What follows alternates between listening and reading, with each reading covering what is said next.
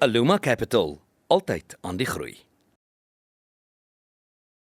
Welkom terug by die Groot Ontbyt. Dit is tyd vir volgende koerantbesprekings en Andries Cornelissen sluit volgende by ons aan. Goeiemôre Andries. Môre Jennifer, deurlagbare. By Kroon. Andries, volgende hoor ons wat was die speaker se besluit? Ja, die speaker het besluit dat sy gaan nie teen die president se aansoek om hofbevel om hierdie proses te staak. Sy gaan nie die aansoek teenstaan nie.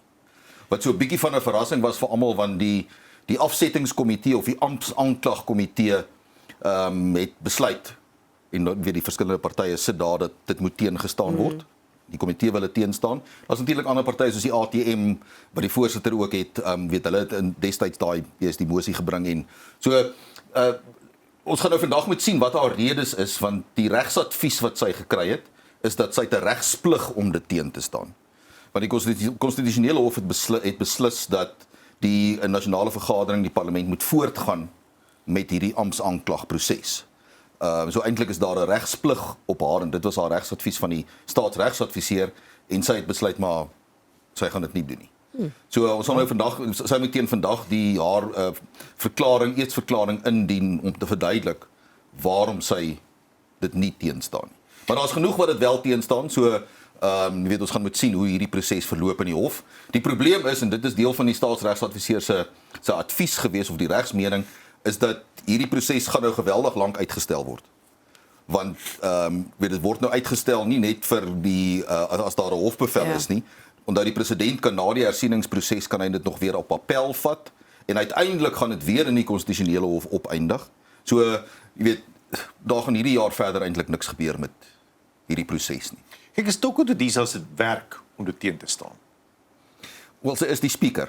Ja. Maar jy weet, die probleem is dat jy weet, hier praat ons nou van die politiek, jy weet, sy is 'n ANC. Sy is ook 'n pion vir die president. Korrek, ja. So, dit gaan ook nie goed lyk as sy nou as die speaker van die ANC, dat sy nou die hofbevel teenstaan nie, die hofaansoek teenstaan nie. Maar daar's genoeg wat dit teenstaan, is nie asof dit net 'n proses is, maar dit gaan interessant wees om haar eetsverklaring te sien. Wat is die verduideliking van waarom sy besluit het dat dis nie nodig vir die nasionale vergadering om die aansoek teen te staan. Het gaan interessant wees die hele proses oor hoe interne politiek en mooi praatjies ten koste van dienslewering en die werk wat mense gekies is om te doen, die lewering daarvan gaan uitspeel. Kijk, deel van die argument is dat die president moes eintlik destyds al die aanbevelings op hersiening geneem het. Want die aanbevelings het gestaan, daar was 'n komitee gewees, 'n onafhanklike komitee van buite die parlement wat hierdie aanbevelings gedoen het, dat daar 'n prima facie saak is wat hy moet antwoord en hy het dit net gelos. Jy weet, so mense sou dink as jy sê daar jou reputasie word beskadig en al sulke goed, dat hy sou al destyds die verslag op hersiening geneem het. Al het die parlement besluit met die ANC meerderheid om hom nie in 'n staat van beskuldiging te plaas nie, dat hy moes minstens dan daardie proses gevolg het. Hy moes inderdaad. Ons moet praat oor 3 goedjies wat saamval: deportasie, emigrasie en Amerikanifisasie. Ja, kyk, ons het nou hierdie week gaan al baie gepraat word, baie vergaderings gehou word oor die 30 Junie, die sogenaamde afsnydatum vir onwettige immigrante om die land te verlaat. Jy weet, daar's 'n sterk beweging teen onwettige immigrante, ongedokumenteerde immigrante, wat ook al jy wil noem. Ja. Daar was nou allerhande inligtingsessies, die polisie self het 'n aksieplan waaroor hulle die waarnemende minister van polisie ingelig het. Daar was vergaderings met al die kommissarisse die wat nog nie in hegtenis geneem en geskort is nie. Die wat nog daar is. Ja, al die generaals was daar. En dan hierdie week gaan daar ook vergaderings wees met die premiers.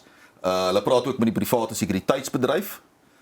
Wat jy sal sien, daar is al reeds briewe uitgestuur, byvoorbeeld winkelsentrums en sulke goed, wat gebeurlikheidsplanne moet opstel rondom die 30ste Junie en wat moontlik, jy weet, kan gebeur. Die protesaksies en hoe dit kan moontlik hande uitdruk. Die polisie sê hulle is gereed om die situasie te hanteer.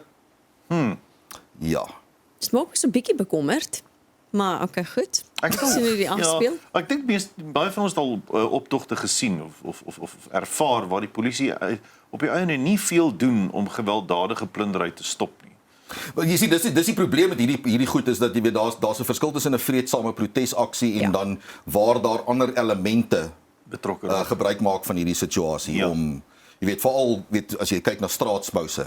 30 Junie gaan jy waarskynlik nêrens 'n straatsmous op ergens sien nie. Daar's 'n rede vir die vrees. Daar is 'n redelike sterk beweging hierdie hele kwessie rondom onwettige immigrante. Suid-Afrika se probleme gaan nie opgelos word al maak ons môre sit ons hulle almal op 'n vliegtuig huis toe nie. Dit gaan nie die land se probleme oplos nie. So gepraat van mense op die vliegtuig huis toe, Suid-Afrikaners is ook gedeporteer. Ja, jy moet onthou hierdie is 'n wêreldwye ding. Dis nie asof Suid-Afrika uniek is met die ding van onwettige immigrante of ongedokumenteerde migrante nie. 'n Groep van 42 Suid-Afrikaners wat verlede week huis toe gestuur is uit Ierland uit. 18 vroue en 15 kinders is in daardie groep. En hulle het waarskynlik hulle het bietjie langer gekuier waarskynlik in Ierland as wat hulle veronderstel was om daar te wees. Maar die meerderheid van Suid-Afrikaners in Ierland is wettig daar, jy weet, en soos wat die Ierse regering sê, hulle lewer 'n positiewe bydrae. Die meerderheid van hulle wat daar is. Maar natuurlik is daar ook jou kansvatters en hulle moet nou terug huis toe kom. Sou hulle 'n positiewe bydrae lewer? Sê ten minste hulle lewer 'n positiewe Jy bydrae. moet ook onthou in Suid-Afrika is daar ook immigrante wat 'n positiewe bydrae lewer. Ja. Jy sal byvoorbeeld daar's by Unisa dosente en al sulke tipe van goed van ander lande wat wettig hier is. Baie jong mense wat Amerika toe gaan en daar gaan boer en ook 'n positiewe bydrae lewer, maar dit maak ook sommige mense warm onder die kraag, soos wat ons mense hier warm is onder die kraag. Ja, dis interessante syfers as jy kyk na dis rapport wat geskryf het oor die H2A visums waarmee mense gaan werk op die plase in Amerika. Afgelope dekade met 800% toegeneem. Daar's nou amper 15,000. Ja. Dit was in 2024, 15,000 H2A visum werkers in Amerika. Mexico is die grootste met 285,000. Dis was 'n redelik groot verskil tussen die eerste en die tweede plek.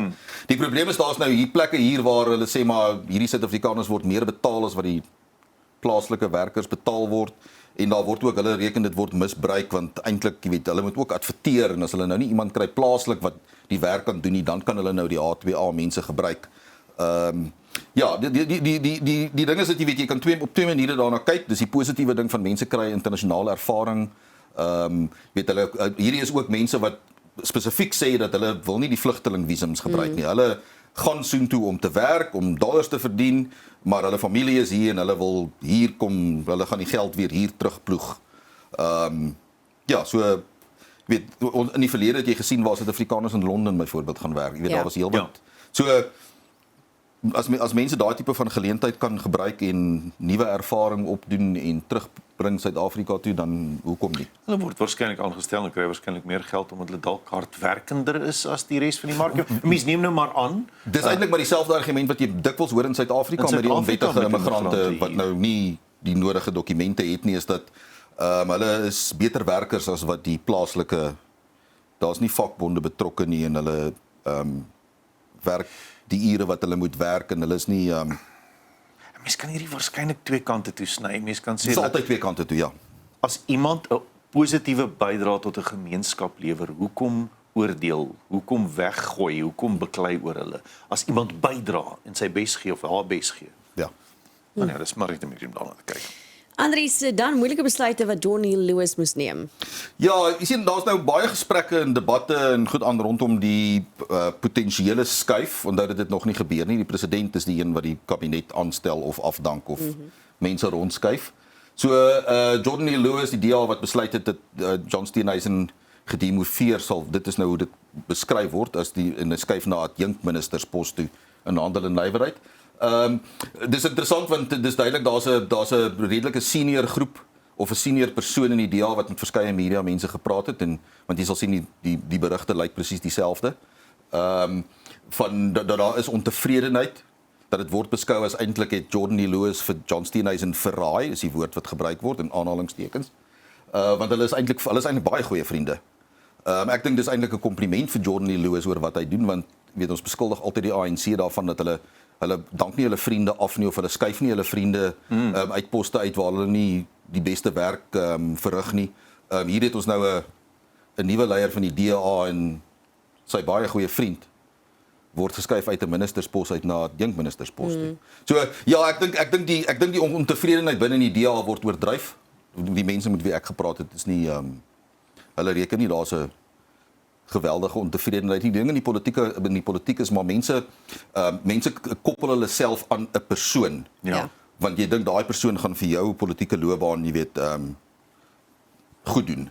En dan as daai persoon nou bietjie een kant toe geskuif word, dan is jy ook nou half in die dwang. So dis waarskynlik maar John Steenhuisen loyaliste wat by die media gepraat het oor die sogenaamde ontevredenheid. Hier is ook nie oornag geneem hierdie besluit nie. Volgens die artikel kom dit nou al 'n paar weke, 2 maande lank voordat hierdie besluit uiteindelik geneem is om te kyk hoe doen die mense, hoe doen die adjunkministers vaar hulle goed, doen hulle werk en toe is die besluit geneem. Ja, ek dink jy moet ook onthou dat 'n faktor wat in ag geneem moet word is die amptenary in hierdie departemente. Jy weet, ek dink dis nodig dat daar waarskynlik, en ek dink dit is een van die goed wat mense sal moet sien na die munisipale verkiesing byvoorbeeld, dat sou 'n nuwe party nou beheer oorneem oor 'n munisipaliteit, en dis dieselfde met hierdie tipe van departemente waar die DA aangekom het, is dat daar moet eintlik 'n vaardigheidsaudit wees. Ja. Jy weet, is hierdie mense in poste waar hulle eintlik hoort, of is hulle kaders wat ontplooi is? En dit sny na al die kante toe, of dit nou DA of ANC of wie ook al is. Ja. Maar is die mense wat in daardie poste is hulle bevoeg om dit, jy weet, weet die mense in die departement van landbou waar die voorkant en die agterkant van 'n koei is? Ja. Dit is die amptenary, soos jy sê, ons is soms baie vinnig om 'n minister te oordeel in die kort tydperk wat lê het om 'n verskil te maak. Maar die amptenary moet op die einde daardie besluite uitvoer. Ja, maar dan is die ander die teenargument daar is, en maar hoekom hou ons dan verkiesings? Want dan kan ons met eintlik moet ons die amptenare dan aanstel. Want ons as kiesers hou die politikus verantwoordelik. Hy is die politieke hoof. So as dinge nie gebeur nie, en daar's nog 'n storie soos byvoorbeeld onderwys. Jy wil nou wil gesels. Ja, dis die ding van daar is want waarom stem ons dan? Ja. As die politikus nie in 'n posisie is om die verskil te maak nie, As ons nie nou 'n verskil sien. Dan waaroor het ons hulle? Ja, soos in die onderwys. Dan koop ons net nog BMW's en nog BWP polisie mense wat ons moet aanstel. So dan is dit 'n werkskepingsprojek. Nog pensioen. Korrek. Wie word dan verantwoordelik gehou op die ou einde? Korrek. So nou het 'n mens 'n situasie waar daar nog 'n DA minister is wat mense verwag 'n verskil moet maak, en tog is daar amptenary of die minister of hoe ook al, die prosesse word nie almal ten volle uitgevoer nie. Ja, en een van die vrae wat ook hier gevra word is juis in ons onderwysdepartement, jy weet, ons het 9 provinsiale onderwysdepartemente wat vol amptenare sit. En presies watter waarde voeg daai mense by tot die onderwysstelsel. En hier gaan dit spesifiek oor nog 'n berig van rapport oor die Afrikaanse skole. Hulle het twee van die skole hier gepraat, maar dit strek baie wyer as dit. Is die toelaas wat of subsidies wat skole moet kry van die staat af. Ja. Weet en hier praat jy van R130 000 moes betaal gewees het. Hulle moes verlede maand die helfte van die betaling gekry het, want dit word in 2 paaiemente in Mei en November betaal, en van die 130 000 wat hulle in Mei moes gekry het hulle R8 000 gekry. Die ander skool moes R135 000 gekry het in Mei, hulle het R7 600 gekry. Nou jy weet, nou jy het 'n begroting opgestel en jy weet nie wanneer en of jy hierdie geld, wanneer gaan dit nou betaal word? En jy moet onthou die tesourier het klaar hierdie geld betaal aan die provinsies. Minstens in die Wes-Kaap en die Noord-Kaap, weer eens Wes-Kaap en Noord-Kaap het hulle dit mooi onder beheer. Maar die ander 7 provinsies, die geld is reeds betaal. Jy moet onthou ons sit en hierdie gaan nie net oor kwintiel 5 skole nie. Dit gaan nie net oor die ryk skole nie. Hierdie gaan oor van kwintiel 1 af is hierdie subsidiebetalings 'n reuse probleem. Ja. Nou moet jy onthou skole moet vir kinders kos gee. In 1 tot 3 betaal nie skoolgeld nie. Water en krag betaal. So, wel, die departement moet dit betaal. Ja. Dit is ook 'n sirkus. Ja. Maar dit is die tipe van goed wat mense, dis die basiese goed wat ons moet regkry. Weet, ons kan nie eers skoolhandboeke betyds by skole kry vir die nuwe akademiese jaar nie. Jy het 12 maande om dit te doen. 12 maande om skoolboeke by skole te kry. Ons kan dit nie regkry nie. So, weet, hierdie is betalings, hierdie is 'n EFT. Dit is so eenvoudig soos dit. Hoekom sloer dit? Ja. So die probleem is, wat doen die departement van onderwys in die provinsies met hierdie geld terwyl die skole sit en wag? En skoolhoofde en skoolbeheerliggame moet elke sent omdraai en fondsinsamelaars aanstel soos wat een skool, want hulle moet nou maar hulle moet ergens met hierdie gat in die begroting gevul word. Ja. Dis die basiese goed wat ons moet regkry. Nie oor, jy weet, jy kan praat van ekonomiese groei en al daai fantastiese dinge, maar die basiese goed soos water en krag en net geld aan die skool betaal, daardie basiese goed, as ons dit nie kan regkry nie. Dis 'n bekommernis. Dan het ons nie hierdie amptenare, wat doen hierdie amptenare as hulle nie die geld aan die skole betaal nie? Ja. As ons weer terug by die amptenary. Korrek. Baie goeie vraag.